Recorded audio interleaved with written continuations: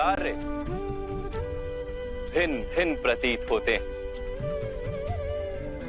इसका कारण है सृष्टि के 3 गुण, तमस, रजस और सत्व। ये 3 गुण क्या है माधव? तमस का अर्थ होता है अंधकार। बिना अच्छे बुरे का विचार किए जीवन व्यतीत करने को तामसिक व्यवहार कहा जाता है। जैसे पशु पक्षी जीते हैं केवल अपनी शारीरिक इच्छाओं को पूर्ण करने के लिए। सत्व का अर्थ होता है ज्ञान का प्रकाश।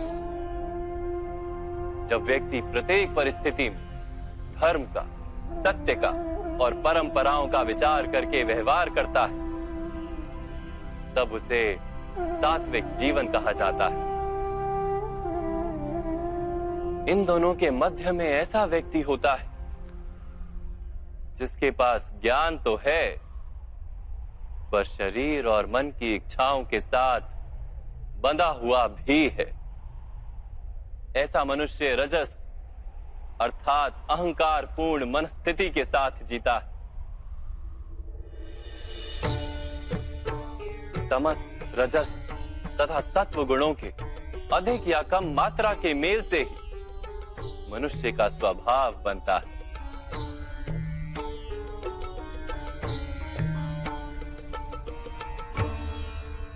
सामने देखो पार्थ, किंतु पहले मनुष्य क्या है ये तो जान लो। मनुष्य केवल 5 महाभूत नहीं, 5 पदार्थ नहीं, 5 ज्ञानेंद्रियां, 5 कर्मेंद्रियां तथा 3 गुण, ऐसी 23 वस्तुओं का मेल भी नहीं। मनुष्य को चलने फिरने तथा कार्य करने हेतु शक्ति की आवश्यकता होती है और उस शक्ति को चेतना कहते हैं। तो क्या माधव मनुष्य इसकी चेतना है? नहीं पार्थ, मनुष्य की चेतना के साथ उन 23 वस्तुओं के मेल का नाम प्रकृति है। 24 वस्तुओं से बने मनुष्य नामक यंत्र में वास करता है पुरुष अर्थात परमात्मा का अंश। उसे आत्मा कहा गया है। जब प्रकृति और पुरुष का मेल होता है अर्थात जब परमात्मा का अंश आत्मा बनकर देह में वास करता है तब मनुष्य जीवित होता है। यह आत्मा क्या है माधव और इसे जानने का क्या उपाय है? मनुष्य जैसे रथ का उपयोग करता है वैसे ही आत्मा शरीर नाम के इस यंत्र का उपयोग करती है। शरीर के माध्यम से शरीर के सुख दुख का उपभोग करती है, किंतु आत्मा शरीर नहीं पार्थ। शरीर का नाश किया जा सकता है किंतु आत्मा का नाश नहीं किया जा सकता। नैनं छिन्दन्ति शस्त्राणि नैनं दहति पावका न चैनं क्लेदयन्त्यापो न शोष्यति मारुता। आत्मा ना शस्त्रों से छेदी जा सकती और ना ही अग्नि से जलाई जा सकती। न जल उसे निर्बल कर सकता है और ना ही पवन उसे सुखा सकती। आत्मा शरीर में रहते हुए भी अमर है।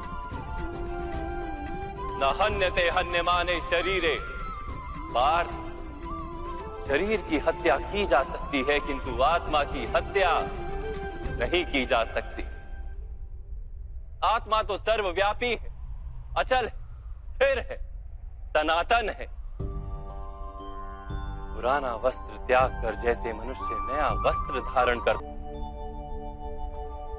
इसी प्रकार जो व्यक्ति अपने भीतर खोज करता है, मैं इंद्रियां नहीं, शरीर नहीं, भावनाएं नहीं, विचार नहीं, ज्ञान भी मैं नहीं, जो ये समझता जाता है वो अंत में स्वयं को आत्मा के रूप में जान ही लेता है।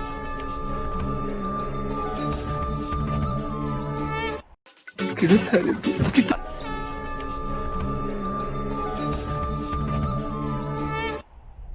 आत्मा का क्या कार्य है माधव?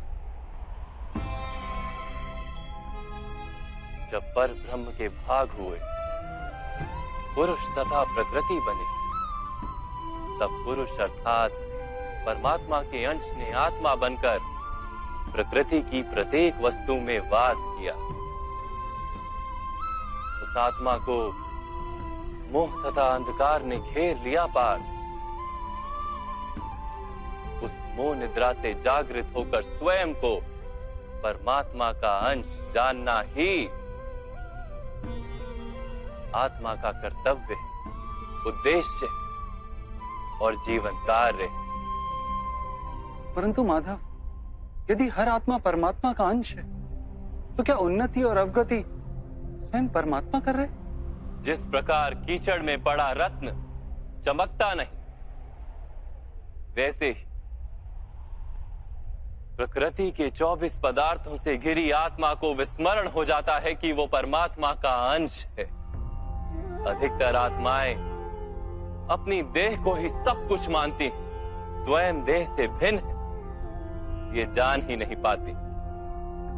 शरीर को जो सुख, दुख, स्वाद, गंध आदि का अनुभव होता है, उसे अपना अनुभव मान लेती है और बदलाव का प्रयास ही नहीं करती।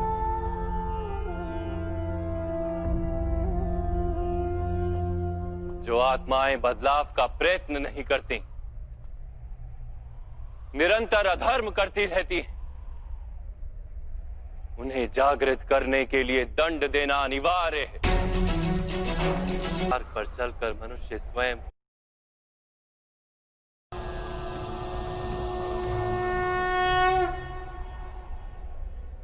धर्म और अधर्म क्या है माधव?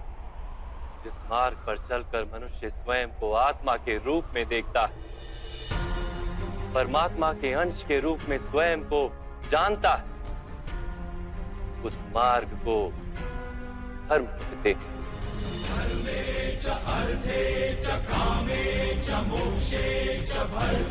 जब मनुष्य स्वयं को परमात्मा के अंश के रूप में जान लेता है, तब उसे ये अनुभूति होती है कि ये सृष्टि ही परमात्मा है और ये परमात्मा ही सृष्टि है। सृष्टि और परमात्मा में कोई भेद नहीं।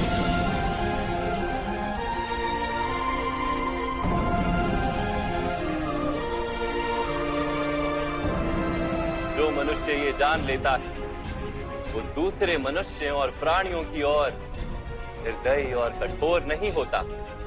वो ये जानता है कि जीव कटने से पीड़ा केवल जीव को नहीं होती, उसकी अनुभूति समग्र शरीर को होती है। वैसे एक मनुष्य को पीड़ा होती है तो समग्र संसार उस पीड़ा का अनुभव करता है।